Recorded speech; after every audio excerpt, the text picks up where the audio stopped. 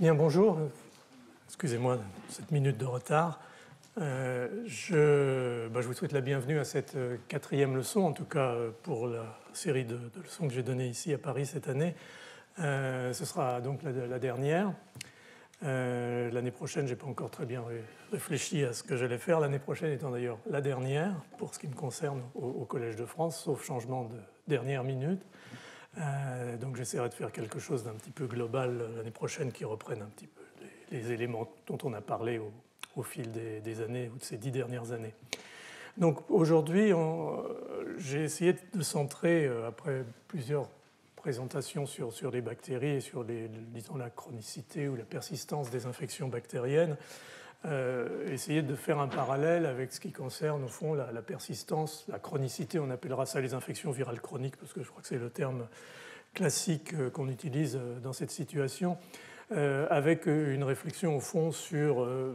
certes, la chronicité, mais surtout toute la problématique de la latence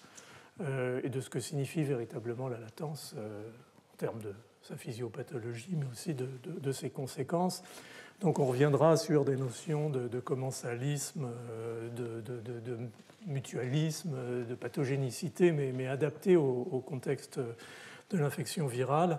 Et on essaiera de voir un certain nombre d'aspects qui, par essence, sont complexes. Et on peut voir effectivement tout et son contraire dans la chronicité virale. Il y a des aspects, comme vous le verrez, qui sont bien entendu des aspects négatifs, des aspects physiopathologiques avec de la maladie derrière, mais il y a aussi un certain nombre d'aspects positifs en termes finalement d'entraînement du système immunitaire à répondre à des pathogènes hétérologues, et on essaiera de voir un peu justement ce que ça représente en termes en particulier du concept de la latence. Donc, la première chose, c'est de redéfinir un petit peu de quoi on parle, et surtout, au fond, de réfléchir au fait qu'on a parlé beaucoup d'infections virales chroniques, et le terme s'est consacré à une époque où les virus, finalement, étaient considérés essentiellement sous l'angle des virus pathogènes, et en particulier de virus dont on pouvait plus ou moins facilement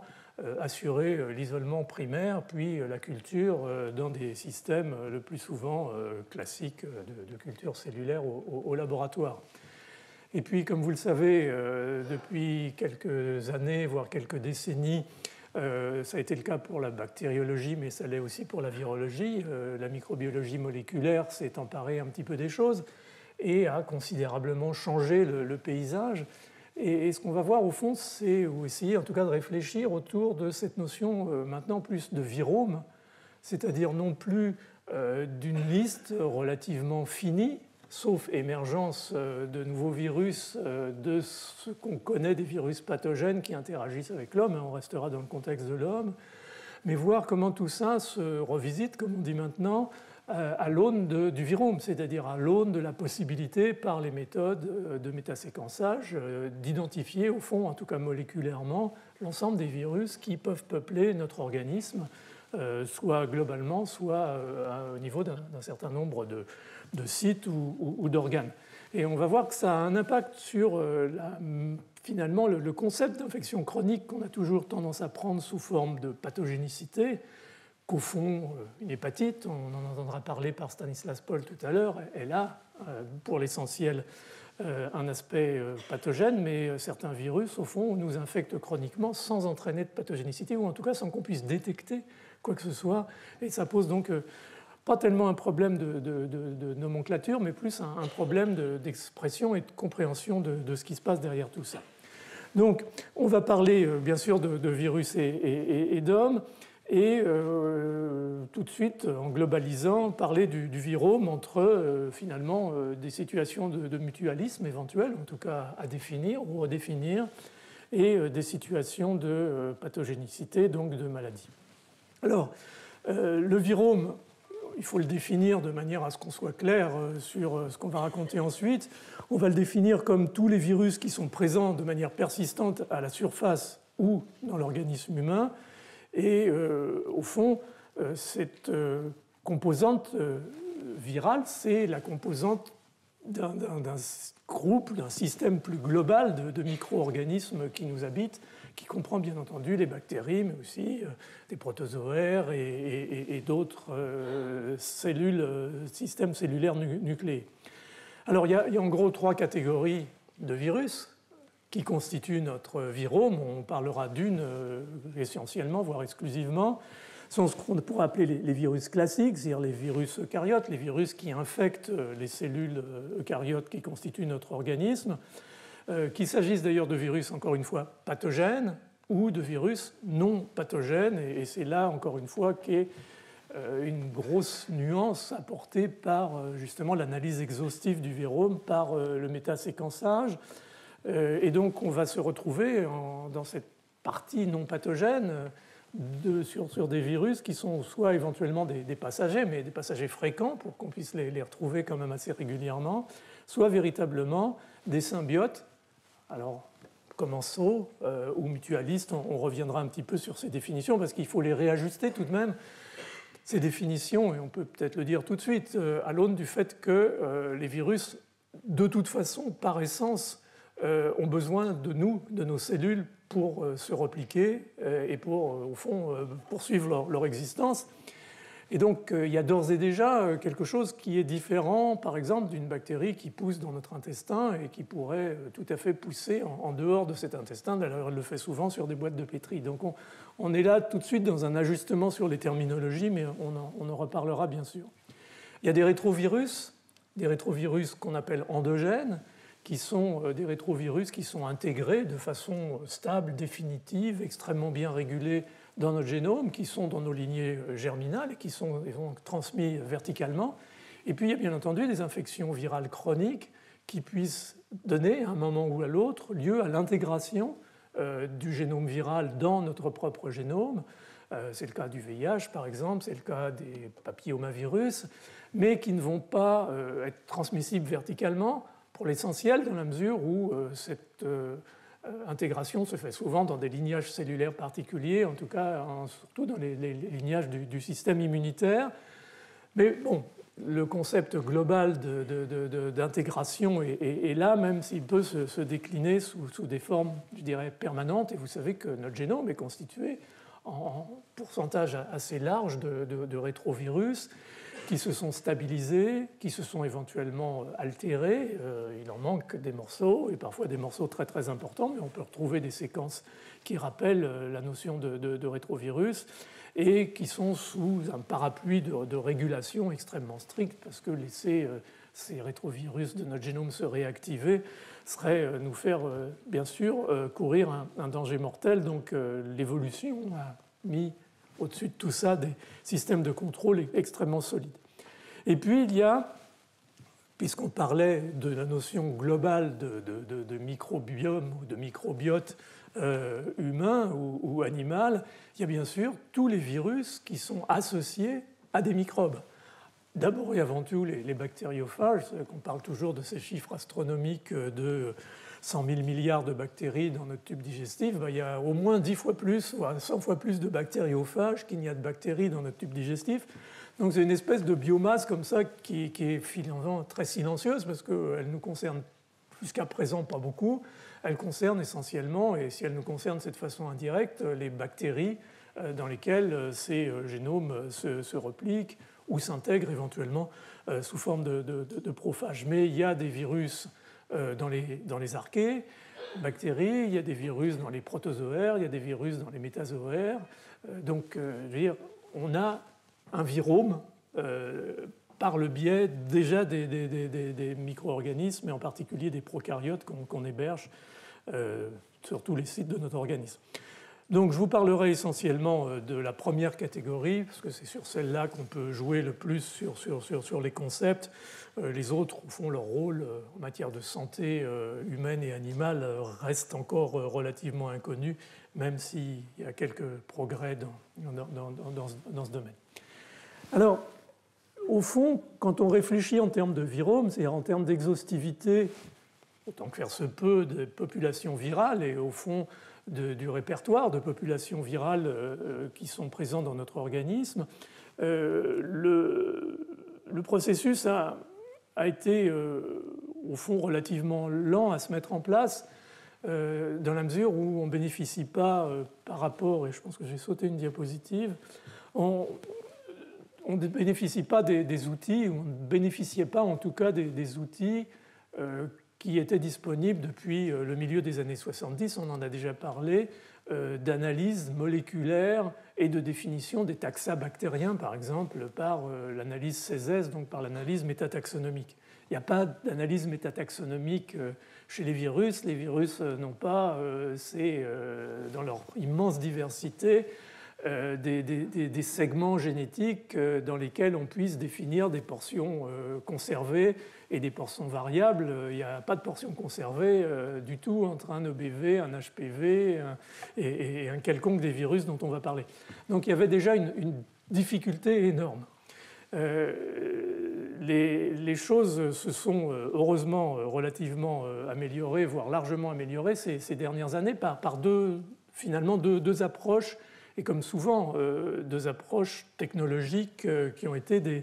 des ruptures ou des approches de rupture. La première, ça a été de finalement être capable de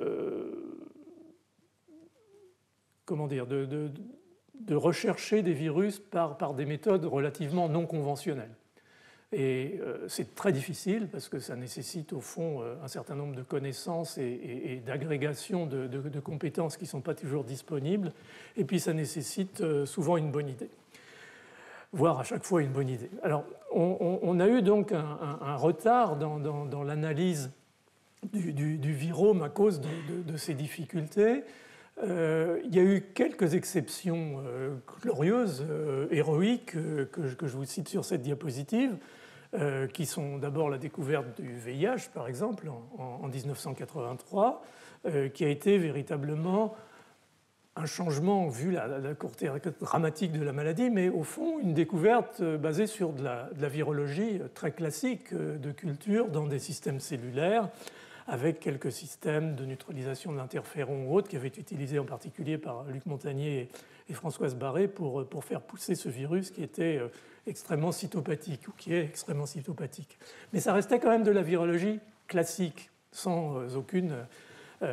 caractère négatif dans le terme. Et puis, il y a eu deux autres exceptions, ou deux exceptions maintenant sur le plan technologique, qui ont été le virus de l'hépatite C et le virus du Kaposi, donc le HCV et le KSV8. Le virus de l'hépatite C, la découverte en 1989 par le groupe Chiron et le CDC aux États-Unis, a été basée vraiment sur la conjugaison de la biologie moléculaire et de l'immunologie. C'est-à-dire que les auteurs ont fait une librairie d'ADN complémentaire, l'ont exprimé dans Escherichia coli et l'ont criblé avec le sérum de patients atteints d'hépatite C. Et finalement, un certain nombre de ces clones positifs ont été validés et se sont avérés correspondre à des séquences, et on a pu reconstruire le virus de l'hépatite C au début, puisqu'il a été bien difficile dans les premières années, et ça a été ensuite le travail en particulier de Barton Schlager en Allemagne et de Charlie Rice aux États-Unis, de cultiver ce virus véritablement sur des systèmes cellulaires. Mais au moins, la découverte elle-même et la démonstration de la présence de ce virus à l'occasion d'une maladie dramatique, l'hépatite C, a permis de montrer le potentiel, disons, moléculaire.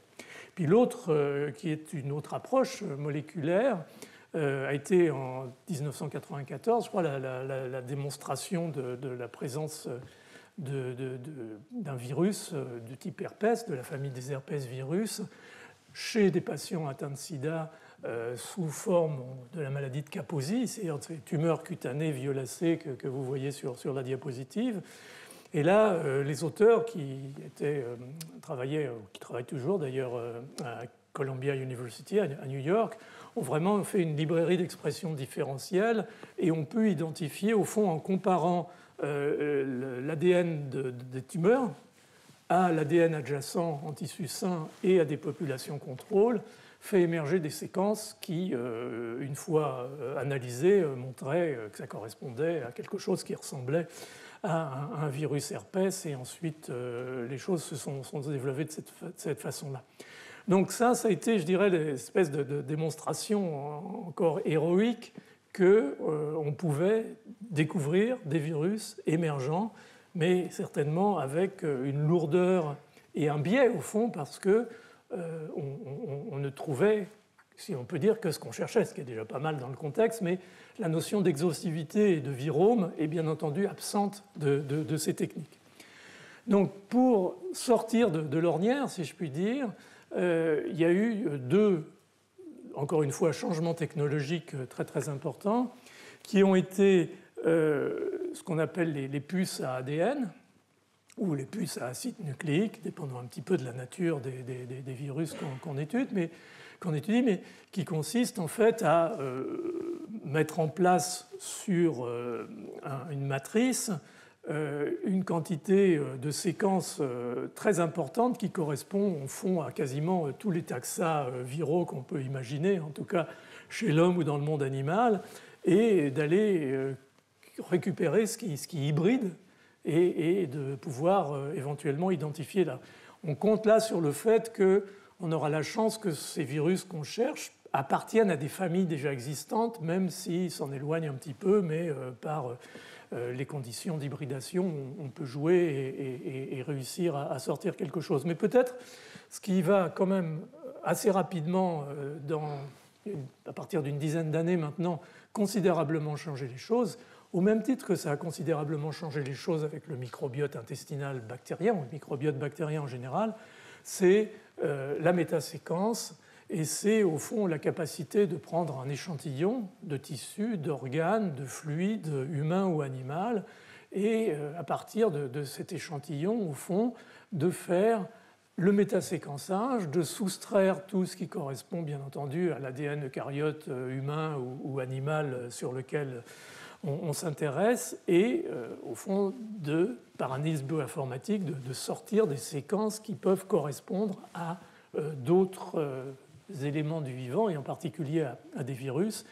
Et c'est quand même comme ça que très largement a pu peu à peu, par combinaison de ces puces à ADN et par le métaséquençage, avec les méthodes de nouvelle génération, qu'on a pu commencer à élargir le champ, et qu'on continue, en approfondissant le séquençage, à identifier de plus en plus, au fond, d'espèces virales qui sont associées à d'autres organismes et dont on n'avait jusqu'à présent pas du tout la notion. Alors ça porte à la fois sur des virus déjà connus, pour lesquels on trouve de nouveaux génotypes, par exemple, et puis ça correspond en fait à des virus qui n'étaient pas connus, ou en tout cas n'étaient pas connus comme étant associés à l'homme ou à certains animaux. Donc ça, c'est un avantage parce que non seulement ça permet effectivement d'élargir le champ d'investigation et au fond de faire le bilan de l'ensemble, si tant est que ce soit possible, des virus qui sont associés à nous, mais ça permet aussi de le faire chez les animaux qui nous entourent et de commencer à faire une véritable épidémiologie comparative et de tirer un certain nombre de conséquences éventuellement sur la nature pathologique ou non pathologique de ces virus. Donc ça permet d'engager au fond une étude de notre virome, non pas isolée, mais dans le contexte environnemental que le procurent les animaux qui nous entourent, voire d'autres situations ou d'autres écosystèmes. Pour terminer sur une note finalement optimiste par rapport à l'avenir et à l'émergence de nouveaux virus, on peut imaginer que compte tenu de la virémie que présentaient les patients au début du sida, quand on a commencé à observer la maladie et qu'on s'est intéressé à essayer d'identifier un virus, ça a pris plusieurs mois pour arriver à l'identifier, le cultiver. Sur le plan de l'identification moléculaire, il est fort probable, compte tenu encore une fois du niveau des virémies, qu'on aurait pu diagnostiquer le virus du sida si la même aventure se produisait aujourd'hui en quelques semaines, peut-être un mois ou plus. Pas la culture nécessairement, mais en tout cas la démonstration. Et Dieu sait si dans les premières années du sida, il y a eu des discussions assez violentes parfois sur le fait que c'était une maladie virale. Certains ne voulaient pas l'admettre. Là, au moins, on aurait eu la signature très rapidement de la présence d'un virus. Et comme c'est un rétrovirus, probablement on aurait trouvé assez vite nos marques par rapport aux rétrovirus déjà connus comme les HTLV1 et HTLV2. Donc on est dans des systèmes, encore une fois, où les ruptures technologiques nous permettent d'avoir augmenté le niveau de nos ambitions dans finalement l'évaluation de notre virome, mais aussi vont soulever un certain nombre de questions, de difficultés, parce que plus il y a de virus qui peuplent notre organisme, plus ça pose de questions sur qu'est-ce qu'ils font là, quel est leur rôle, et puis aussi ça nous demande encore plus d'efforts sur la culture, parce que d'identifier un virus uniquement sur une base de signature moléculaire, c'est très bien, mais c'est encore mieux si on peut le cultiver et essayer de commencer à étudier ses fonctions et éventuellement son rôle dans la pathogénicité. Donc il y a dans ces progrès aussi une partie finalement d'emballement du système qu'il va falloir à un moment ou à un autre pouvoir maîtriser. Donc ça, c'était juste pour bien cadrer ces deux approches, c'est-à-dire l'approche des puces et l'approche du séquençage de nouvelle génération et de l'analyse bioinformatique, mais pour illustrer aussi le fait que ça s'applique au fond à n'importe quel écosystème, à n'importe quel animal ou être vivant. Alors juste pour simplifier, comme je le fais toujours, si vous êtes intéressé, encore une fois, le PDF du cours sera sur le site du Collège de France. Je vous ai mis là deux références relativement récentes, en particulier une de Christelle Dénu qui avait fait un séminaire l'année dernière. Je lui avais demandé de venir de Marseille pour nous parler justement de cette analyse métagénomique et donc de l'introduction au fond de l'exhaustivité dans le bilan du virome humain, et un autre par Marc Lecuy et Marc Éloi, qui sont à l'Institut Pasteur sur cette utilisation. Donc c'est vraiment une nouvelle dimension qui va aussi nous poser le problème de la latence virale, parce que ces nouveaux virus qu'on identifie comme faisant partie de nos viromes, a priori, on n'a pas tellement de notions sur leur pathogénicité éventuelle, on va y revenir. Mais donc, ça remet un petit peu en question le fait que certaines infections virales chroniques prennent des périodes de latence. Et au fond, est-ce que ça correspond à la même chose ou non? On en reparlera, on essaiera, si tant est que ce soit possible, d'éclaircir un peu la situation. Alors, quand on fait ces approches de métaséquençage, on se retrouve avec une liste un peu à la Prévert d'une série de familles ou de virus particuliers, dont je vous ai fait une liste là qui n'est pas exhaustive, mais qui représente essentiellement ce qu'on appelle les hits, qui sont retrouvés dans la littérature et dont on parle le plus souvent. Donc, il y a tout d'abord des virus qui sont des petits ADN circulaires, des virus à ADN circulaire mais de petite taille, qui font le génome fait de 2 à 4 kilobases, ce qui est vraiment très petit. Et en fait, ces virus appartiennent à 4 familles qui sont les papillomavirus et les polyomavirus, qui sont des virus ADN à double brin,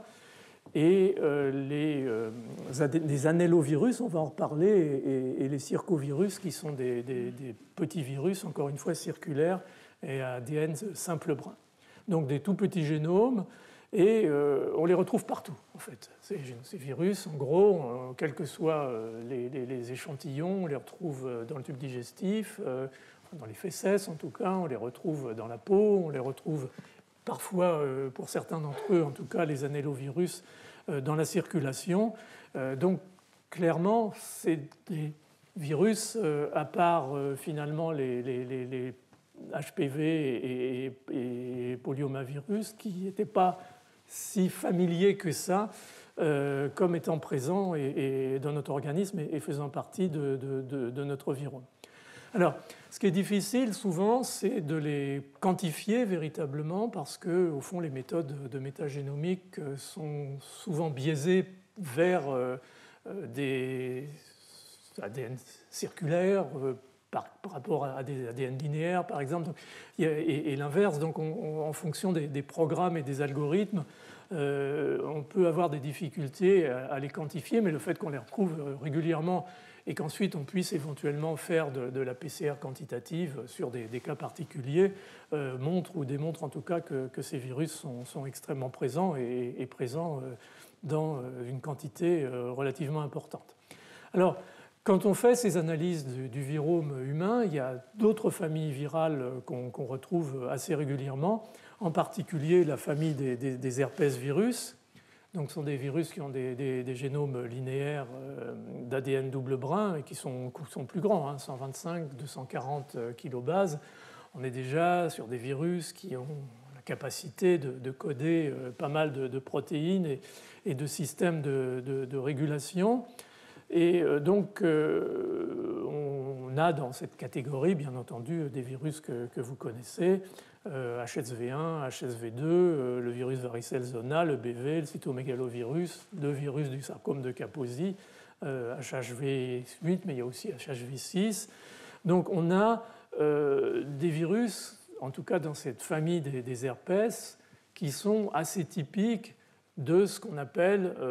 l'infection chronique latente, c'est-à-dire qu'il y a eu une primo-infection à un moment de l'existence et ensuite ils se sont mis a priori en sommeil, mais on reviendra sur cette notion qui n'est pas aussi claire que ça, même si, bien entendu, à l'occasion de la primo-infection ou de l'infection, par exemple, de fœtus par la mère dans le cadre d'une infection ACMV,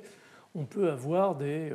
complications relativement sévères et c'est certainement, ça fait partie des virus importants à prendre en considération et qui sont assez présents et assez prévalents. Vous savez par exemple que la prévalence du cytomégalovirus, qui est de l'ordre de 60-70% dans nos populations, pose un vrai problème en transplantation par exemple, parce qu'on ne va pas transplanter un rein positif au CMV à un patient qu'on va mettre en immunosuppression sévère. Et c'est la même chose pour les transplantations médulaires et ainsi de suite. Donc ces virus, même s'ils n'ont pas individuellement un poids extrêmement lourd, sauf les fétopathies au niveau de la femme enceinte, sont quand même des virus qui, indirectement, ont un poids relativement important en santé publique. Alors, un des premiers à avoir commencé à essayer de théoriser un petit peu tout ça, je dirais, et mettre un peu d'ordre dans ce virome qui complexifie, comme on l'a dit, considérablement notre façon de voir le monde viral associé à l'homme. Et encore une fois, on parle pour l'essentiel de beaucoup de ces virus d'hommes de femmes en bonne santé, et pas de gens malades. On parle d'infections chroniques, donc qui peuvent se manifester par une pathologie ou qui peuvent être véritablement tout à fait latentes. Donc on a ce monde du virome qui se complexifie encore une fois en diversité au fur et à mesure que l'analyse et en particulier la profondeur du séquençage s'améliore ou augmente. Et au fond, on rentre dans un modèle qui est assez caractéristique de ce qu'on appelle maintenant la biologie systémique, c'est-à-dire qu'on va se retrouver dans un système global de virus. Alors là, on y intègre aussi les rétrovirus qui sont endogènes, on y intègre les virus qui régulent au fond probablement l'homéostasie des populations microbiennes, en particulier des populations bactériennes. Et on a donc un monde de la virologie qui probablement sous une forme ou sous une autre à l'intérieur de notre organisme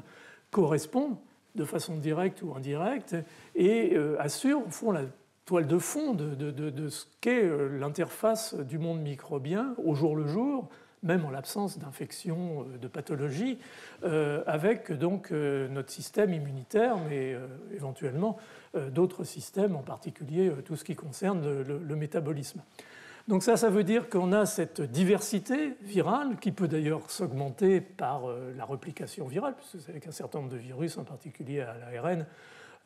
ont des RNA polymérases qui ne sont pas fiables, qui ne sont pas fidèles, et donc des mutations s'accumulent. Donc on a un système potentiellement en diversification permanente qui est confronté au système humain, qui lui-même aussi est divers, et en particulier à notre background génétique. Et il y a toutes ces théories maintenant, bien entendu, sur le fait que certains de ces virus ne vont sortir en termes de pathologie. On le sait pour les herpès-virus, par exemple, qu'à l'occasion de mutations en fait, chez les individus qui vont particulièrement, par exemple, altérer la voie de synthèse de l'interféron et donner lieu à des infections gravissimes, comme par exemple les nécroses de la rétine chez l'enfant jeune, qui sont des pathologies qui n'existent que chez les individus ayant une mutation dans un pathway, dans une cascade de signalisation qui est indispensable au maintien, au contrôle de ces infections virales. Et c'est un peu la théorie de Jean-Laurent Casanova, en particulier, et de Laurent Abel. Il y a un travail récent publié sur la tuberculose qui dit qu'au fond, il n'y a pas de maladie infectieuse sans qu'il y ait quelque part une mutation ou un défect génétique qui va permettre aux micro-organismes, à un moment ou à un autre, à un stade ou à un autre du processus infectieux, de se développer plus chez un individu que chez un autre. Donc c'est une théorie génétique des maladies infectieuses qui devient un peu cauchemardesque quand on commence à essayer, et c'est ce qu'avait essayé de mettre en place Skip Virgin, de voir un peu quelles sont les conséquences de ces infections virales et de cette population de virus denses qui nous habitent, en termes justement de pathologie, en termes d'infections chroniques, latentes ou non latentes, en termes au fond de commensalisme, possibilité qu'on porte ces micro-organismes, ces virus, sans véritablement qu'il y ait un échange entre nous et eux, en dehors du fait, encore une fois, qu'il faut bien qu'ils soient produits par nos cellules. Donc tout ça, ça a créé une science qui est tout à fait passionnante, complexe, qui est bien entendu dans le cadre de la biologie systémique, et où on est confronté au fond génome et génome du côté de ces micro-organismes si nombreux et divers et du côté de l'autre. Alors, pour essayer de parler la même langue, même si on peut toujours discuter un petit peu la terminologie, j'ai essayé de faire un diagramme du parasitisme viral, parce qu'au fond, d'abord et avant tout, quelle que soit la situation, ces virus sont des parasites. Ils vivent que de la capacité de certaines de nos cellules à repliquer leur génome et les encapsider et à leur permettre d'être produits par ces cellules. Donc, on va avoir, par rapport à ce bruit de fond, je dirais, indispensable que nous, en tant qu'hôtes, permettions la multiplication de ces virus, une situation qu'on peut appeler ou définir comme le commensalisme, c'est-à-dire qu'au fond, une fois qu'on les a produits, on les ignore et eux nous ignorent. Et les paramètres pour définir tout ça sont extrêmement compliqués. La plupart du temps, on ne sait pas encore véritablement si, sur le court, le moyen ou le long terme, il ne va pas finir par y avoir une conséquence de la présence de ces virus dans notre organisme, et on en reparlera. Donc, commensalisme, une notion, je dirais, transitoire et qui reste à confirmer. Il y a la possibilité d'un mutualisme, et on va y revenir, c'est-à-dire que le virus, bien entendu, a l'intérêt d'être fabriqué par un autre eucaryote, mais il nous apporte quelque part un avantage. Et pour qu'on puisse considérer que cet avantage est important, et pour beaucoup des situations dont on va parler, ce n'est pas toujours très net, il faut surtout imaginer que ce soit quelque chose qui a été véritablement sélectionné par l'évolution et que la présence de ce virus ou de ces virus et de l'autre face à face ait pu se faire, encore une fois, sous forme de cette notion de superorganisme, c'est-à-dire que l'évolution, en fait, a mis la pression sur le couple homme-virus et pas simplement sur l'un ou sur l'autre. Donc, cette notion de mutualisme, il faudra qu'on essaye de l'éclaircir un tout petit peu. Et puis, bien entendu, il y a des situations de pathogénicité. Encore une fois, on est là dans la notion d'infection chronique, virale, parce que, bien entendu, la grippe ou autre, la rougeole, c'est des infections aiguës. Donc, on a cette notion donc, de pathogénicité qu'il va falloir prendre en ligne de compte, parce qu'au fond, c'est une extrémité du spectre qui, encore une fois, va un peu de ce commensalisme à la pathogénicité en passant par le mutualisme et où ce mouvement, au fond, va avec moins d'adaptation, moins de tolérance et moins, finalement, de coexistence pacifique entre les deux membres de cette interaction symbiotique. Alors, donc, si on parle de ces infections virales chroniques en essayant de balayer effectivement ce champ entre le commensalisme et la pathogénicité, il y a des caractéristiques dont on vient de parler dans la diapo précédente à essayer de mieux définir. Le commensalisme, on l'a défini au fond comme une neutralité. On ne va pas aller plus loin pour l'instant. Le mutualisme, il peut y avoir des tas de conditions qui ne sont pas encore d'ailleurs dans l'essentiel bien étudiées, mais la principale et celle dont on parlera, c'est le fait que certains virus peuvent, à l'occasion d'une infection chronique, éventuellement le plus souvent latente, nous protéger contre d'autres infections, contre un agent infectieux hétérologue, et on verra l'exemple de virus, mais aussi des exemples de bactéries. Donc ça peut être considéré quand même sans discussion comme du mutualisme. Et puis la pathogénicité, ça va être, en termes encore une fois d'infection chronique, des éléments comme la récurrence, le fait que le virus ne disparaisse pas, l'inflammation chronique, l'immunosuppression, l'auto-immunité, l'immunosénescence, le cancer, tout ça, c'est des éléments de pathogénicité qui, sous une forme ou sous une autre, dans un délai variable, vont pouvoir s'associer à certains virus responsables d'infections chroniques. C'est le cas, bien entendu, du VIH, c'est le cas de l'hépatite B, de l'hépatite C, on en réentendra parler encore une fois. C'est le cas d'un certain nombre de sérotypes de virus, de papillomavirus, de HPV. Bien entendu, les sérotypes, je dis sérotypes, excusez-moi, c'est un lapsus, ce sont des génotypes en fait, des génotypes qui sont des génotypes oncogènes, comme le génotype 16 ou le génotype 18, qui sont responsables par exemple du cancer du col de l'utérus. C'est le cas de l'EBV, éventuellement d'HHV8, on a parlé du Sarkozy. C'est le cas aussi de certains polyomavirus qui ont un potentiel oncogène, en particulier responsable de tumeurs cutanées qui s'appellent les tumeurs de Merkel. Donc on a déjà un tableau qui est relativement clair de la situation en termes de pathogénicité possible. Alors, ces virus qui sont responsables d'infections chroniques, ils vont, au fond, donner lieu à un certain nombre de situations en termes de leur établissement, je dirais, dans la chronicité. Il y en a qui vont, on en a déjà parlé, s'intégrer dans le génome de l'hôte. Alors il y en a qui l'ont fait il y a très longtemps, il y a des millions d'années, probablement on les a hérités de nos prédécesseurs, ce sont ces rétrovirus endogènes. Mais il y en a, comme on l'a dit, qui peuvent s'intégrer, entre guillemets, en cours de route, comme le VIH, comme l'HPV et probablement d'autres. Il y a cette notion, au fond, d'infection chronique mais latente,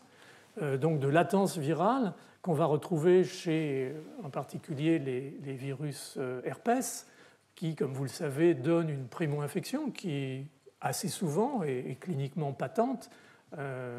Ça peut être une angine herpétique, ça peut être la mononucléose infectieuse de la primo-infection BV avec une pathologie un peu similaire lors de la primo-infection par le cytomégalovirus, mais qui peuvent passer aussi, dans la majorité des cas, inaperçues, mais au fond sont des infections qui sont très, très, très prévalentes.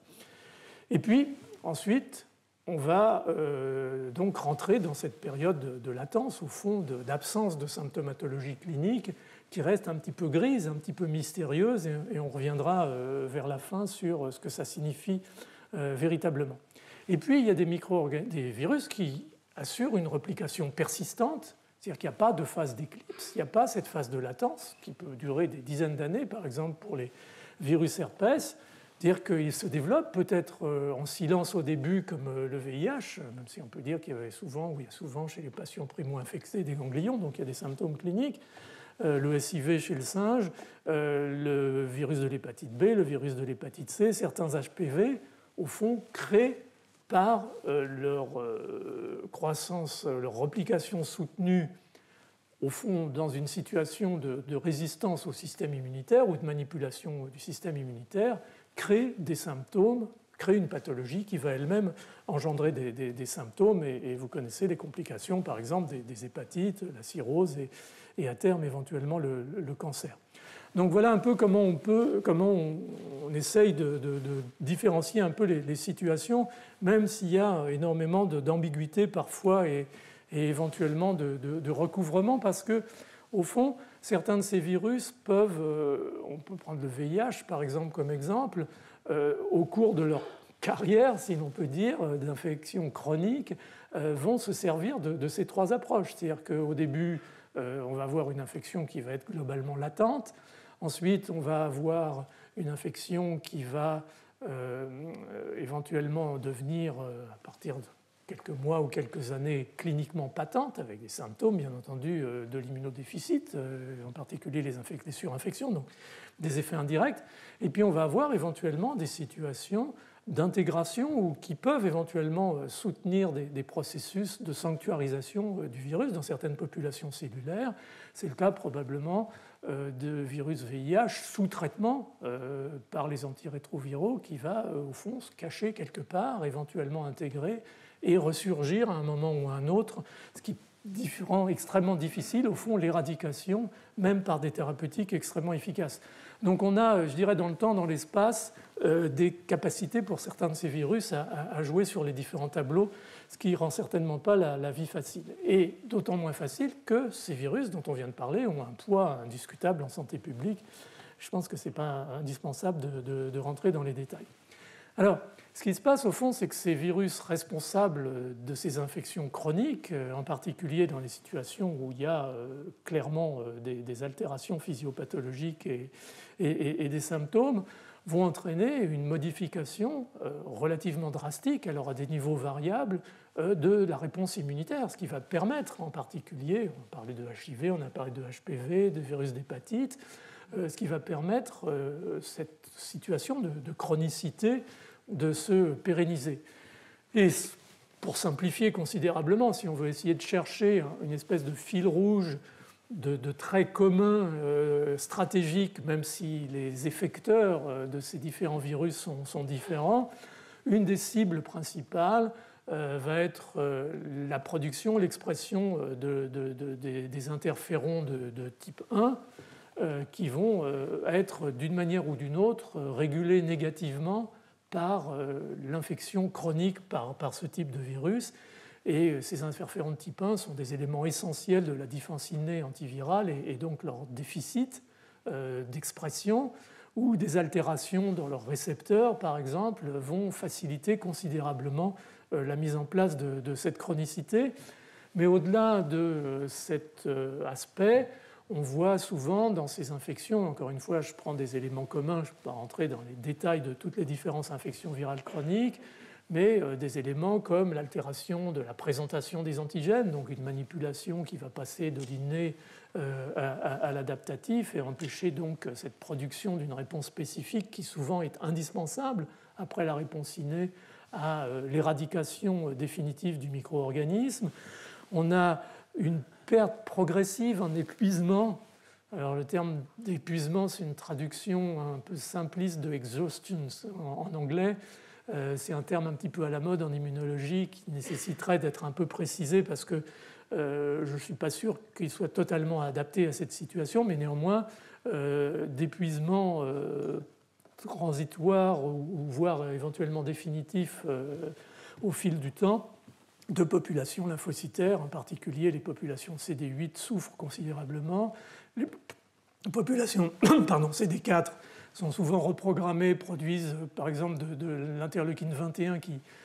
stimule les follicules lymphoïdes et les cellules B et va donc augmenter considérablement la production d'anticorps. Et ça, c'est important dans l'équilibre biologique du virus qui est entré dans un cycle d'infection chronique. Mais il est clair que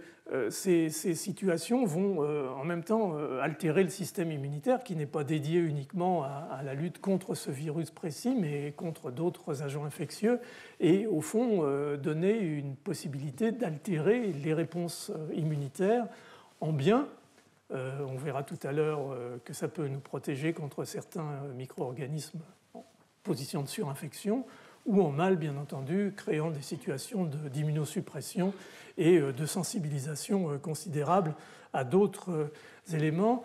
infectieux. Et ces modifications, elles sont de nature extrêmement variable, y compris des régulations transcriptionnelles, des régulations épigénétiques qui les stabilisent éventuellement. Et ce domaine qui est de plus en plus...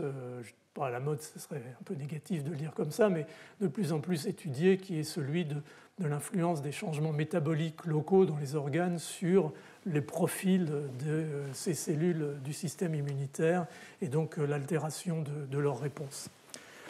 Donc c'était pour vous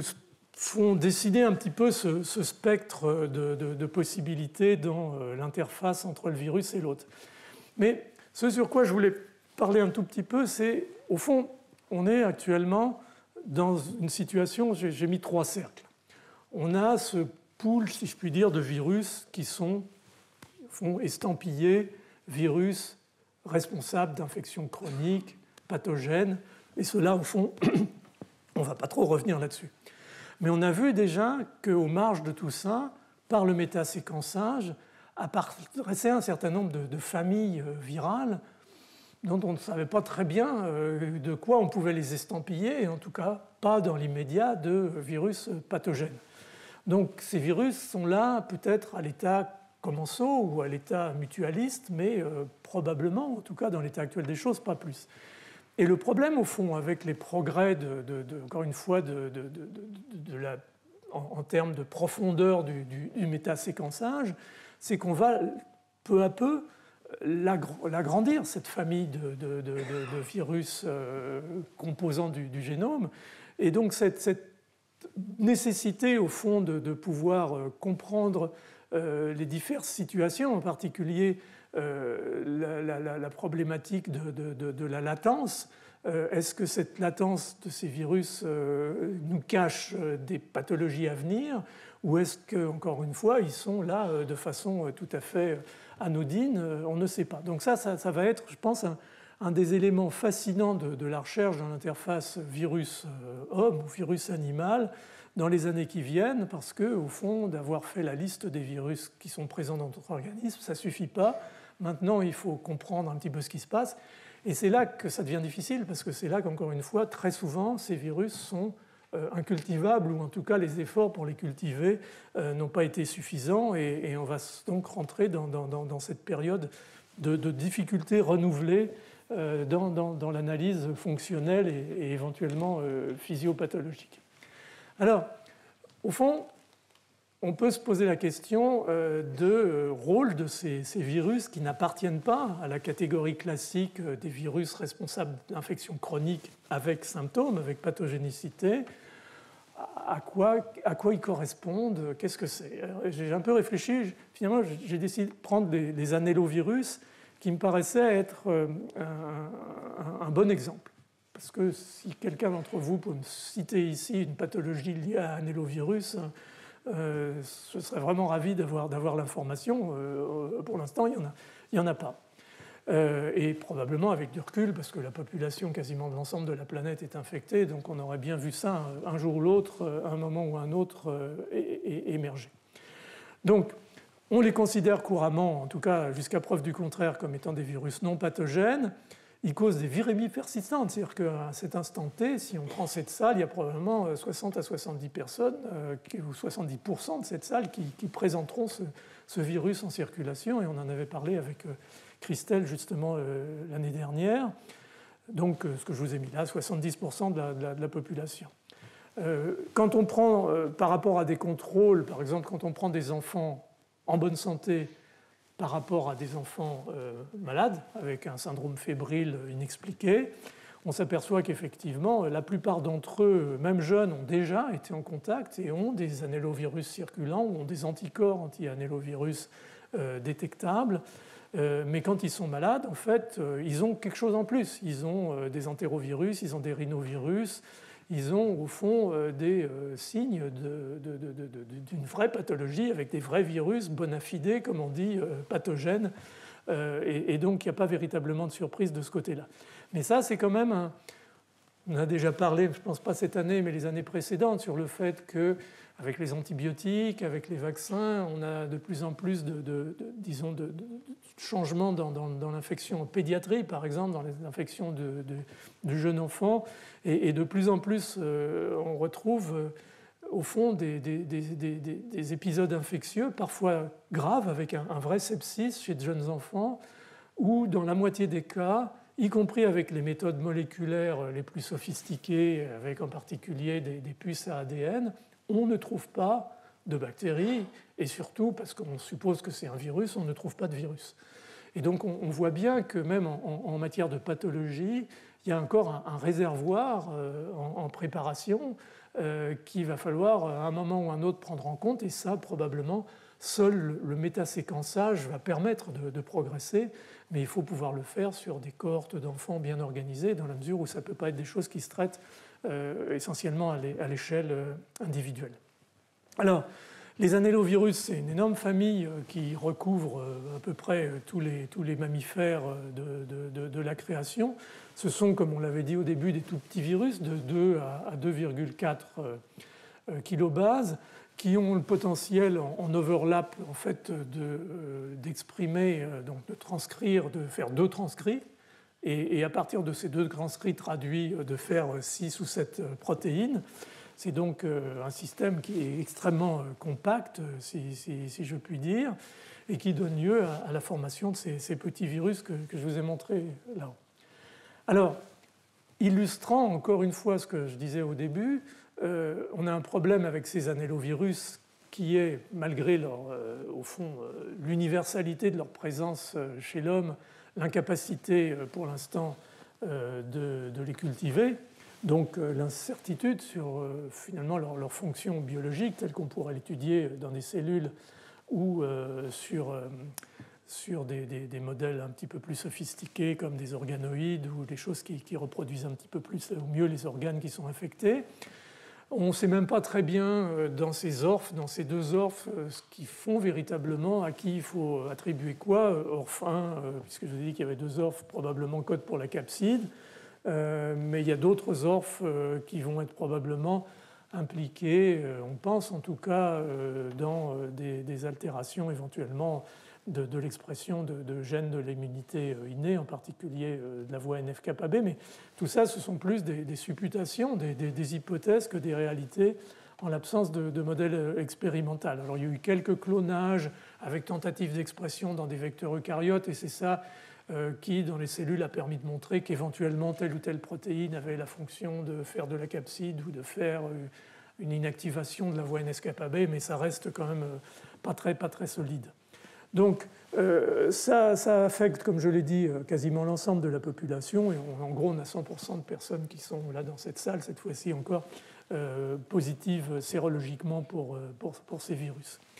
On pensait initialement que c'était un de ces virus, il y en a eu pas mal malheureusement ces dernières décennies, qui étaient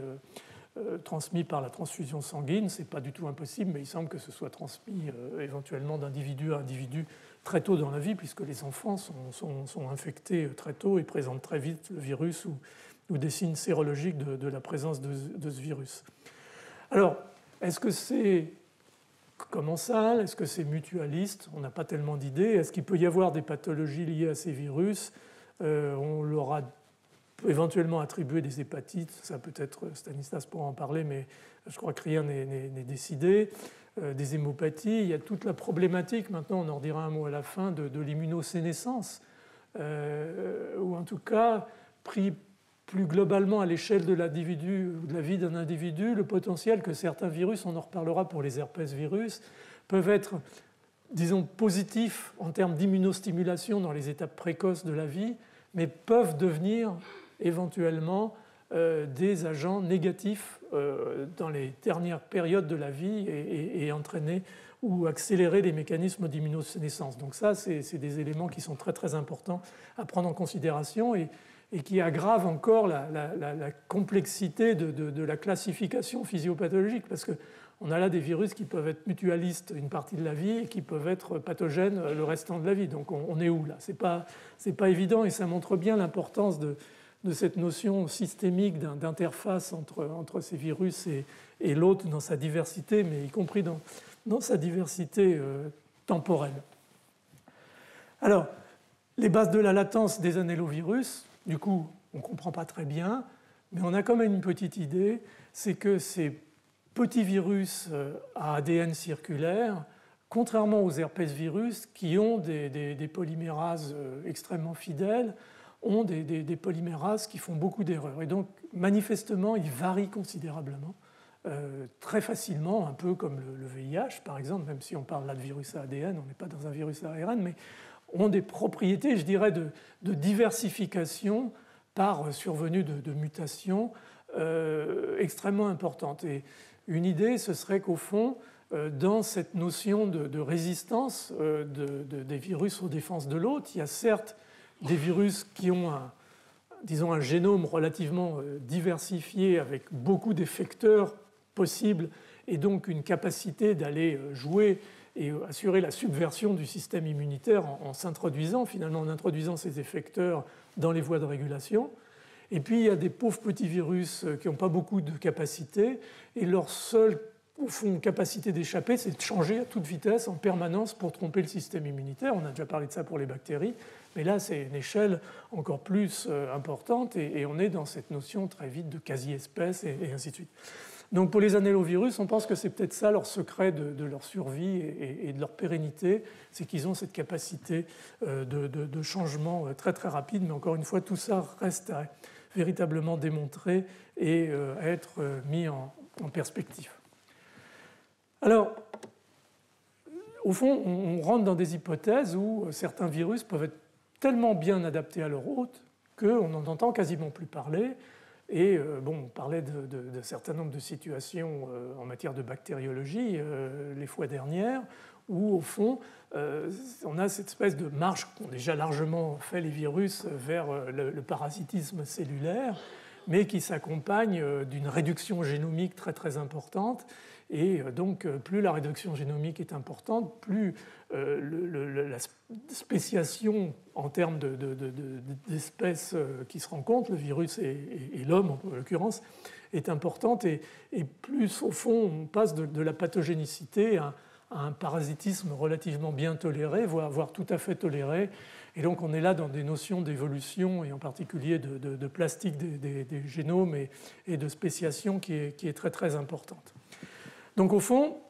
on peut peut-être avoir des virus qui sont comme les bactéries dans notre tube digestif ou ailleurs, qui sont là sans véritablement être des éléments pathogènes. Et une famille de virus qui, je trouve, est exemplaire de ça, parce qu'elle présente au fond tous les cas de figure en un seul, mais quand je dis un seul, vous voyez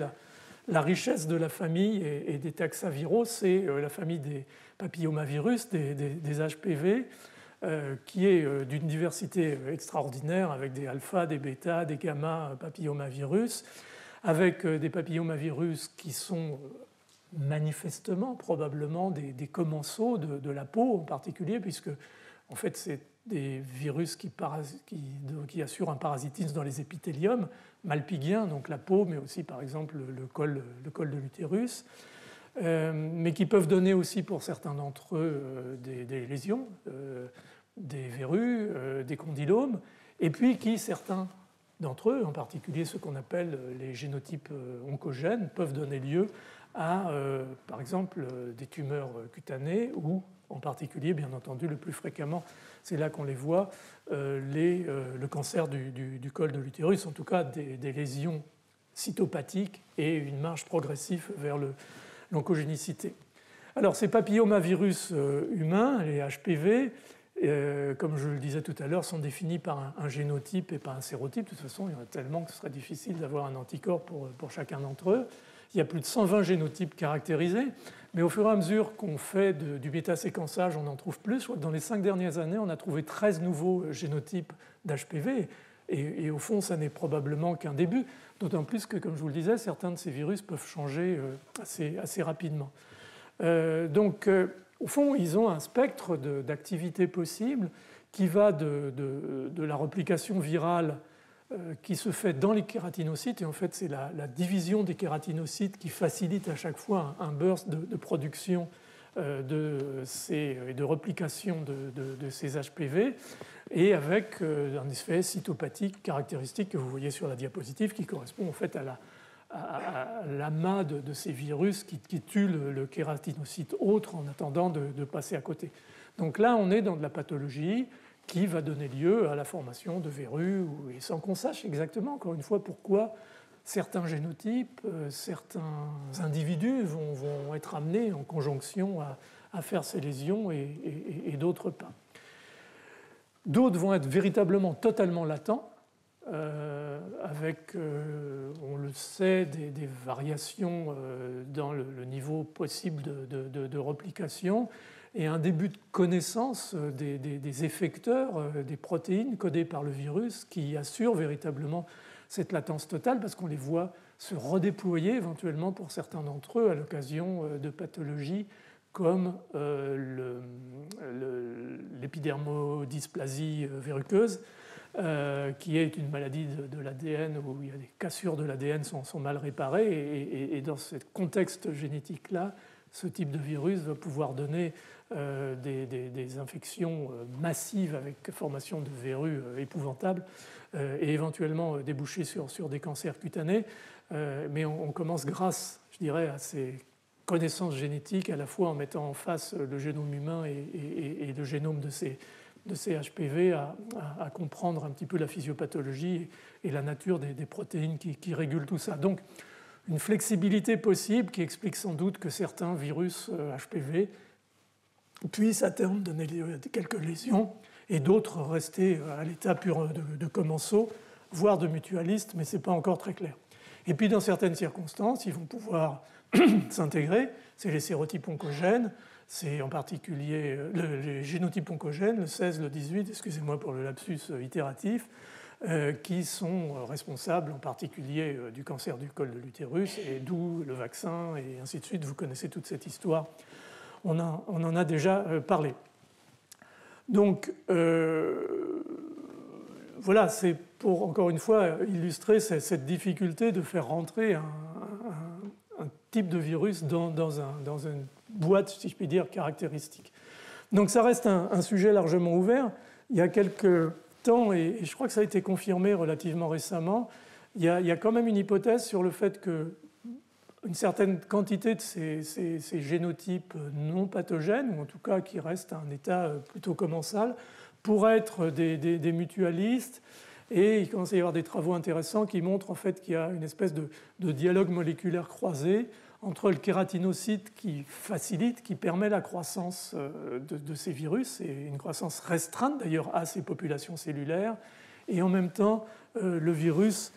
pouvant augmenter les capacités de division du kératinocyte, qu'on voit d'ailleurs, entre parenthèses, quand il y a formation de verrues, puisque c'est une efflorescence de kératinocytes qui vont produire toute cette structure de kératine qui fait la tenue des lésions, mais qu'au fond, sur un mode plus en deçà, il pourrait y avoir une espèce de régulation croisée et que, par exemple, certains HPV puissent jouer un rôle dans la réparation cutanée à l'occasion d'une blessure ou d'une brûlure. Donc ça, c'est des choses passionnantes parce que tout doucement, ça nous met le doigt peut-être, parce qu'encore une fois, tout se résonne en termes de coévolution. On ne voit pas pourquoi on conserverait des virus de cette nature s'il n'y avait pas un bénéfice mutuel. Et si l'un des deux partenaires n'y trouve pas de bénéfice, probablement à terme, ces virus devraient disparaître. Donc il faut qu'il y ait quelque chose derrière pour expliquer probablement leur persistance. Là, je vous donne ça éventuellement comme une possible hypothèse, mais sans que ce soit encore totalement et définitivement démontré. Alors, un exemple maintenant de mutualisme certain, puisqu'on l'a introduit avec HPV et la réparation cutanée, c'est quelque chose que Stanislas connaît très bien, qui est le virus de l'hépatite G, qui a été montré il y a quelques années. Alors, c'était la période où on pouvait faire des études sur l'évolution du sida, parce que malheureusement, il n'y avait pas encore de traitement efficace. Donc, on voyait que certaines situations cliniques pouvaient éventuellement modifier le profil évolutif du sida, soit l'aggraver, soit l'améliorer. Et l'infection, et ça a été publié dans des très bons journaux, en particulier le New England Journal of Medicine, il y a eu deux papiers au moins, montrant clairement une corrélation entre l'infection par le virus d'hépatite G, qui, sur le plan clinique, donne lieu à très très peu de symptômes et de pathologies, et l'évolution du sida. Et donc, au fond, la notion que certains virus peuvent assurer au fond, une symbiose mutualiste par rapport à la protection de l'autre par un virus qui, en l'occurrence, est le virus du sida, Qu'est-ce que ça veut dire, encore une fois, en termes d'évolution? On en reparlera un petit peu plus tard, mais c'est quand même un bel exemple. Et ce qui a été fait sur le plan fondamental a été éventuellement de démontrer que ce virus de l'hépatite G diminuait l'expression du récepteur d'entrée du VIH dans les lymphocytes, inhibait la réplication du VIH, activait les réponses innées. Bon, voilà. Pour l'instant, il n'y a pas beaucoup plus dans la littérature. Je n'ai pas éventuellement trouvé grand-chose de plus récent, mais je peux me tromper. Mais voilà, c'était juste un exemple que je voulais vous citer. Alors, la dernière partie de ma présentation, je voudrais revenir un peu sur des virus dont on a parlé, comme ça, à un moment ou à un autre, mais on n'est pas rentré véritablement dans des détails qui peuvent être importants parce que, encore une fois, on vit avec ces herpès virus. On va parler de la latence des herpès virus humains. Et on est exposé à des infections, des primo-infections. On sait à quoi ça peut correspondre. Et puis ensuite, il y a cette phase de latence qui est très très caractéristique, où le virus va finalement disparaître, en tout cas des écrans radars, a priori. On verra que c'est probablement pas si vrai que ça. Et ne pas donner lieu en tout cas à des pathologies, sauf résurgence. L'herpès labial en est un exemple très clair, mais il y en a d'autres, bien entendu. Donc on parle là, comme on l'a dit déjà, des virus herpès, HSV1, HSV2, varicelle zona, cytomégalovirus, herpès virus humain 6 et 7, Epstein-Barr, enfin voilà, c'est cette collection habituelle des 8 virus herpès qui sont caractéristiques de l'espèce humaine. Donc il y a 3 sous-familles alpha, bêta, gamma, mais ça ne va vraiment pas vous amener beaucoup plus loin. Et par contre, on héberge beaucoup d'entre nous, encore une fois, pour vous donner de statistiques, mais les chiffres sont très élevés, probablement une bonne moitié de la salle héberge les 3. Le herpès virus simplex 1, peut-être le 2, le cytomégalovirus et l'Epstein-Barr, d'une manière ou d'une autre. Donc on en a un, non, on en a plus, on en a au moins 3 et on vit, au fond, au jour le jour, très très bien avec ces virus dans l'organisme, et on a oublié depuis longtemps la mononucléose infectieuse ou l'angine herpétique qu'on a pu présenter à un moment ou à un autre. Donc, malgré tout,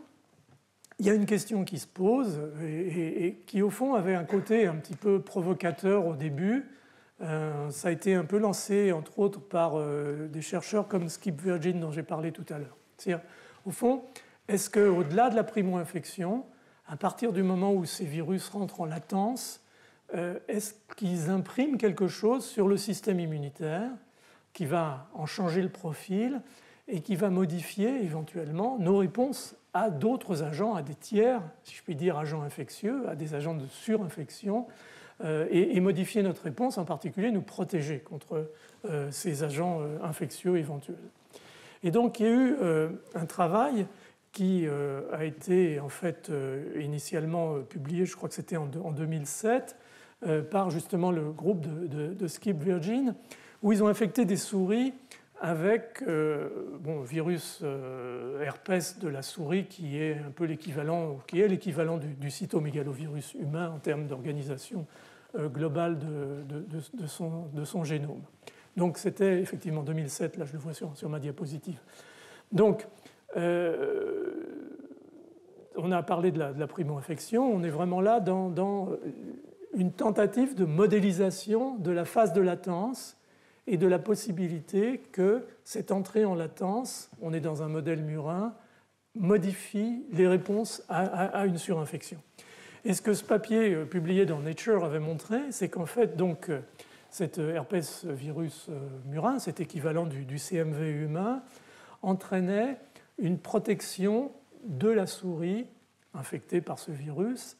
entrée en phase de latence, contre une surinfection expérimentale par l'Listeria monocytogenes ou par le bacille de la peste. Ils n'avaient pas eu peur dans les manips qu'ils avaient fait, mais je resterai simplement sur l'Listeria monocytogenes.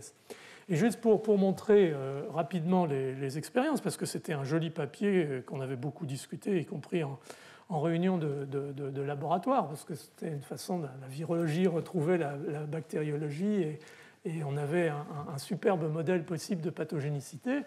Ce qui était montré en rouge, c'est la courbe pour les animaux infectés par le virus herpès murin, et en noir, c'est les contrôles. Vous voyez qu'à une semaine d'infection, il n'y a pas d'amélioration de la courbe de survie des souris après challenge par l'hystéria. Ici, c'est l'hystéria, mais pareil pour Yersinia pestis.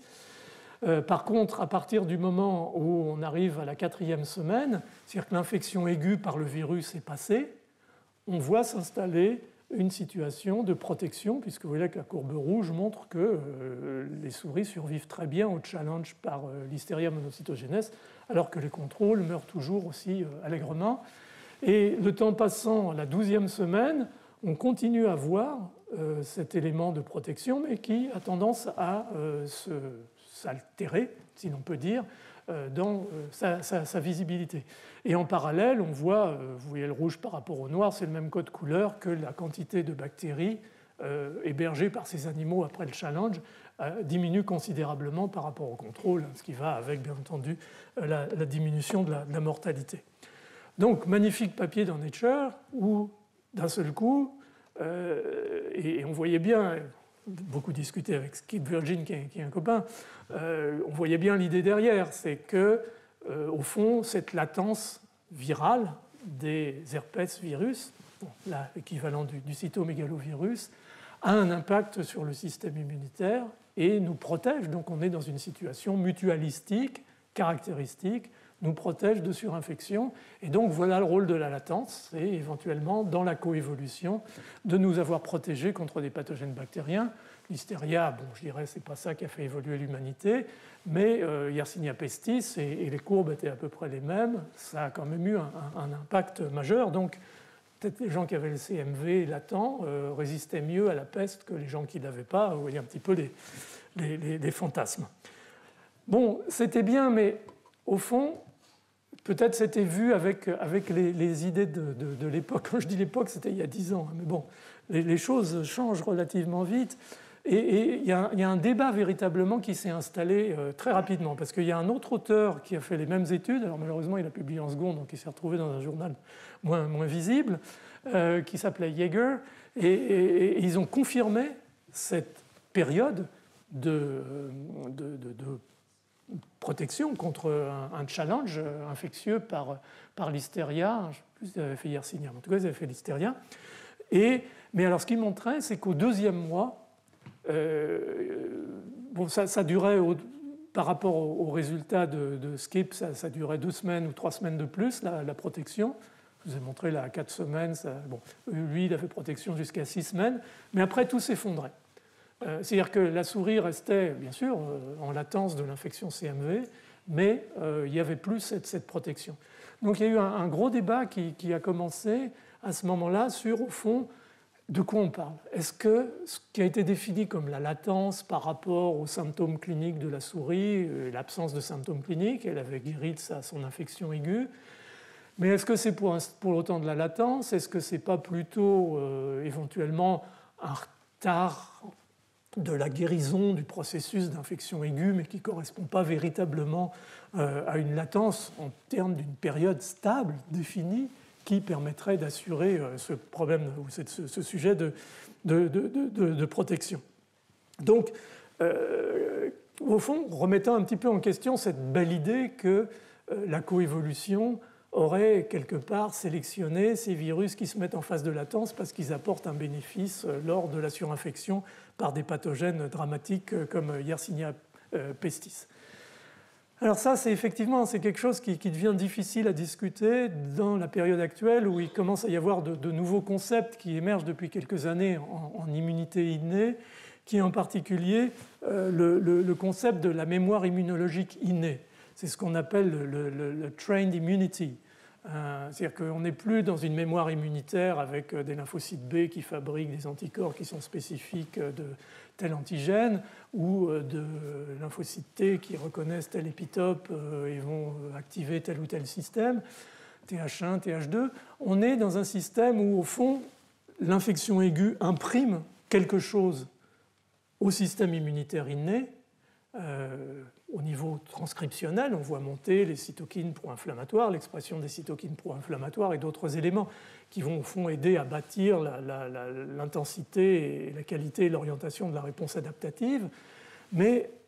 très rapidement, tout ça revient à la normale et théoriquement, on ne doit plus avoir de traces de cette réponse immunitaire innée et on ne devrait donc pas avoir cette protection innée contre un challenge par des micro-organismes. Sauf que ce qu'on a vu dans les manips de Skip et de Jaeger peut-être correspond à quelque chose de différent qui correspond justement à ce trained innate immunity, c'est-à-dire le fait que, et maintenant on connaît toute la problématique de l'épigénétique, on sait que des promoteurs peuvent être méthylés ou déméthylés, des histones peuvent être acétylés, désacétylés, et donc on a des marques épigénétiques autour des systèmes de régulation des gènes de l'inflammation, par exemple, qui peuvent se stabiliser sur plusieurs générations cellulaires dans le système immunitaire, et donc expliquer que si on réinfecte un individu dans le mois ou les 2 mois qui suivent, on va avoir quasiment l'équivalent d'une réponse secondaire dans l'immunité adaptative, c'est-à-dire qu'on va voir les cytokines monter plus vite, plus fort, et ainsi de suite. Donc, ça, ce n'est pas de la latence au sens où il faut du virus présent dans l'organisme pour maintenir un certain niveau de résistance à un antigène, à un pathogène qui viendrait surinfecter. C'est plutôt de la mémoire d'un imprinting, comme on dit en anglais, d'une impression de signaux, de marques épigénétiques qui va maintenir un état d'hyperréactivité pendant un certain temps du système immunitaire, en particulier lorsqu'il s'agit d'un pathogène qui va générer de l'inflammation. Donc ça jette un petit peu de trouble sur le concept général et ça montre un petit peu la difficulté de raisonner. D'autant plus que on s'aperçoit de plus en plus, et c'est un peu à ça que je voulais venir aussi, que la phase de latence de ces herpès-virus, elle n'est pas si latente que ça. Et il y a de plus en plus de travaux qui montrent qu'au fond, même en phase de latence, telle que, encore une fois, on la voit au jour le jour chez les uns et chez les autres ici, on n'a pas véritablement une quiescence totale de l'activité virale. D'ailleurs, on se demande bien, à moins que le virus aille s'intégrer dans le génome, ce qui n'est pas le cas pour les herpès-virus, en tout cas pour ce qu'on considère là, il faut bien que quelque part, il y ait un petit peu d'activité de production virale. Ils ne sont pas en train de dormir comme ça dans un coin, comme un fossile à l'intérieur d'une cellule, d'un neurone pour HSV ou d'un lymphocyte B pour BV ou autre. Donc en utilisant des méthodes extrêmement précises de PCR quantitatif, parce qu'encore une fois, ces techniques se sont quand même considérablement améliorées ces dernières années, beaucoup d'auteurs ont montré qu'en fait, il y avait un niveau de base de réplication de ces virus herpès, en particulier du cytomégalovirus et du virus d'Epstein-Barr, et que par ailleurs, le système immunitaire répondait malgré tout à ce niveau faible mais indiscutable de réplication. Et ce qui est montré ici sur ces patterns de transcription, je le résume simplement pour dire que par rapport, par exemple, à un animal d'expérience, une souris non infectée par ce fameux virus murin herpès, qui est l'équivalent du CMV humain, les patterns d'expression d'immunité innée sont relativement bas, alors que chez un animal, alors après on va rediscuter l'histoire de la latence, mais en tout cas dans les semaines qui suivent, et même au-delà des 2 mois, on continue à voir l'expression à bas bruit, mais certainement significativement supérieure aux animaux contrôles, de gènes qu'on pourrait appeler des gènes innés au sens large. C'est-à-dire qu'il y a des gènes qui codent pour l'interféron gamma, par exemple, qui sont élevés. Il y a des gènes qui codent pour la régulation du cycle cellulaire. Il y a un certain nombre de choses qui manifestement ont à voir avec des régulations qui sont en place et qui se poursuivent au sein du système immunitaire. Donc, au fond, cette latence, et peut-être quelque part, ça remet un petit peu en selle le concept qu'avait proposé Skip Virgin, après avoir fait une digression pour essayer de le discuter, mais c'est ça aussi la science, c'est le fait qu'il y ait une véritable réalité, que latence n'est pas quiescence, que le système immunitaire, dans ces périodes de calme, plat, néanmoins reconnaît des virus, des particules virales, même produites à très bas niveau par très peu de cellules, et que cela maintient au fond un état de veille immunitaire qui, là, alors pour le coup, est important en termes d'évolution, parce qu'on sait très bien que si le système immunitaire faiblit, on l'a mentionné tout à l'heure au cours des greffes, chez un individu qui va recevoir le CMV ou qui avait déjà le CMV et qui est immunodéprimé, on va avoir très vite développement de formes extrêmement graves d'infection à CMV au niveau oculaire, au niveau intestinal et toutes les conséquences que ça peut avoir en termes de morbidité et de mortalité. Donc, au fond, la latence ne correspond pas à une quiescence, elle correspond à un état de mise en veille du système immunitaire avec une réorientation. On a parlé tout à l'heure comment ces infections chroniques pouvaient reformater. Elles peuvent le faire même à bas bruit dans ces périodes de latence, contrairement au modèle qu'on avait développé tout à l'heure. Et ça va permettre de biaiser. Par exemple, on a parlé de la formation d'anticorps. Il y a beaucoup plus de cellules mémoire B qui fabriquent des anticorps, et ça c'est lié à IL-21 et un certain nombre de choses qu'on a dit étaient en rapport avec ces méthodes d'échappement. Donc on en vient tout doucement, et j'aime bien essayer ensemble d'ailleurs de réfléchir au fait, on parlait des problématiques de l'âge tout à l'heure, au fond les enfants font très tôt des infections. Leur expérience immunitaire par rapport au virus herpès, que ce soit herpès simplex 1, que ce soit EBV ou cytomégalovirus. Et on pourrait penser au fond que si on essaye de se mettre en condition de réflexion en termes d'évolution, parce qu'encore une fois, tout ça n'existe que parce que l'évolution, la nature l'a décidé sous la pression sélective et par le biais de l'évolution. On pourrait imaginer qu'on puisse pouler finalement virtuellement tous ces trois virus et probablement d'autres sous forme de l'expérience primaire du monde infectieux extérieur qui va, dans cette entrée en latence, parce que le problème est le même pour CMV, BV et HSV, maintenir cet état de non-quiescence, disons de latence, mais au fond de veille active à bas bruit contre ces virus en maintenant le système immunitaire en état. Et au fond, cet élément-là qui est essentiel pour protéger contre la résurgence de l'infection virale elle-même,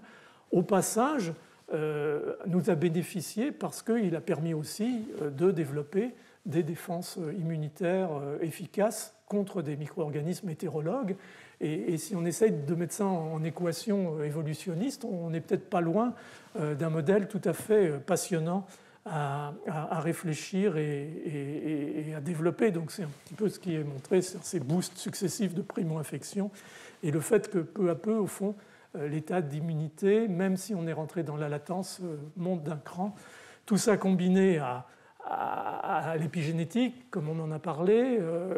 ça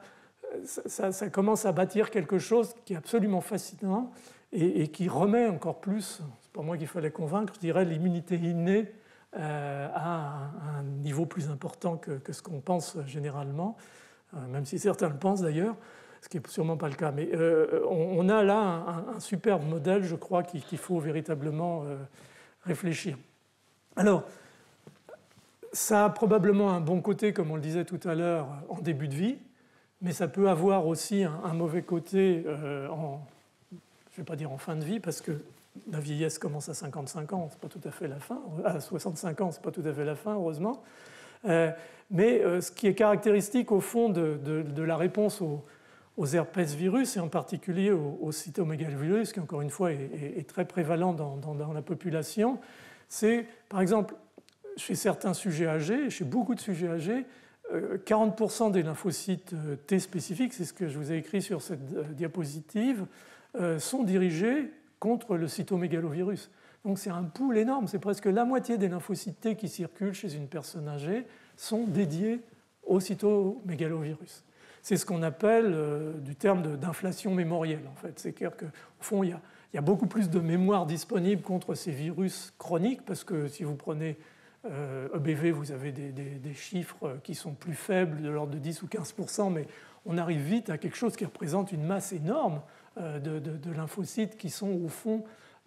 dédiés à la veille contre ces virus herpès, mais qui, pour les lymphocytes naïfs, qui au passage d'ailleurs sont altérés dans leur fonction par ce phénomène d'inflation mémorielle, vous allez avoir au fond une restriction progressive des capacités d'une personne âgée à répondre à des pathogènes nouveaux ou à des antigènes nouveaux. Et c'est tout le problème, par exemple, de la vaccination contre la grippe des personnes âgées. Donc, il y a même la notion qui s'est développée de savoir si tout ça ne participait pas même véritablement au processus d'immunosénescence à proprement parler, c'est-à-dire de dégradation du système immunitaire. Oui et non, pour l'instant on n'est pas encore très clair là-dessus parce que, au fond, les enfants sont infectés très tôt par ces virus. Ça ne les empêche pas de vivre, de faire des infections aiguës, d'être vaccinés, de répondre au vaccin. Donc, s'il y a un rôle de cette latence virale qui monopolise la mémoire immunitaire, T en particulier, qui fabrique des quantités importantes d'anticorps aussi, donc la mémoire B doit être aussi pas mal mobilisée. Au fond, on arrive à peut-être un composant de l'immunosénescence, mais sans doute il y en a beaucoup d'autres qui sont à prendre en considération, et ce n'est pas la seule chose. Mais c'est important, hein, parce que si demain il s'avérait que l'infection chronique à cytomégalovirus, même latente, est un élément important dans l'immunosénescence, étant donné l'allongement de l'âge de la vie, il va falloir absolument envisager de vacciner contre le cytomégalovirus pour l'éliminer à la fois pour sa pathologie, les fétopathies et autres, ce qui serait déjà une justification éventuelle, mais aussi pour, comme je le dis parfois en plaisantant, au fond allonger l'âge de la retraite du système immunitaire, mais on n'en est pas encore là, malheureusement. Dernier point pour le meilleur et pour le pire, parce qu'on a vu les aspects mutualistiques, dont les aspects positifs.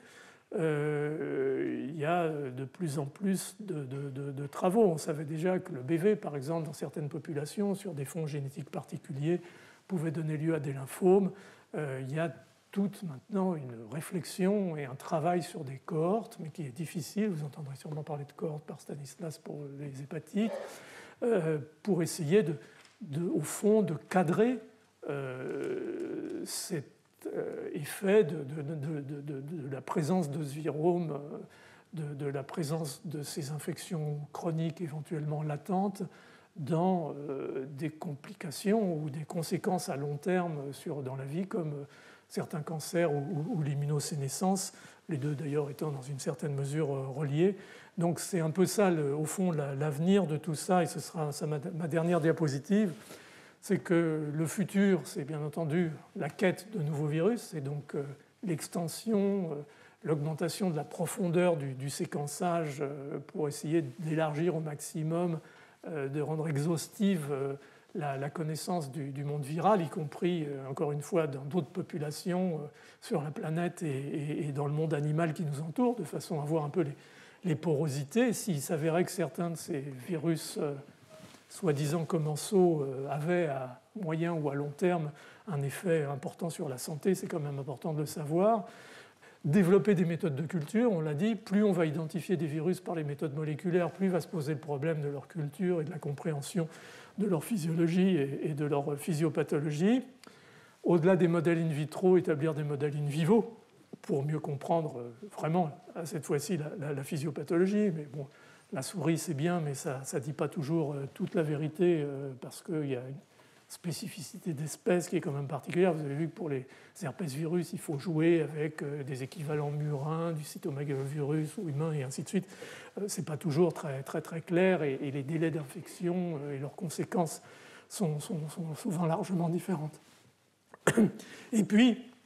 développer encore une fois des études prospectives, des cohortes, de manière à cadrer complètement les effets secondaires éventuels à moyen ou à long terme de ces virus, disons ces composantes du virome qui ne sont pas tout à fait clairs encore dans leur rôle véritable par rapport à l'homme, d'autant plus, encore une fois, que le rôle peut être, c'est un peu Janus, il peut être positif à certains âges de la vie, négatif à d'autres. Donc voilà, je voulais vous faire un petit peu le bilan de tout ça. Si vous aviez des idées claires sur ce qu'était une infection virale chronique, maintenant, malheureusement, ça doit être un petit peu moins clair. Si vos idées n'étaient pas claires, je ne suis pas sûr qu'elles le soient plus après ça, mais je trouvais que c'était plus moi, ce qui m'a plus intéressé de composer, c'est que je ne suis pas virologue, mais enfin bon, je discute avec mes collègues virologues, et il y a quand même des ponts et des points communs. Je trouve que c'était plus la réflexion est intéressante sur, au fond, notre coévolution avec ces virus qui sont jusqu'à présent, à part, encore une fois, les virus pathogènes, restés très mystérieux. Au fond, ça fait un peu le frisson de savoir qu'on a tous ces virus dans le corps, on ne sait même pas ce que c'est et ce que ça fait. Mais c'est un côté fascinant et c'est ça que j'ai essayé de faire passer dans cette présentation. Voilà, je vous remercie.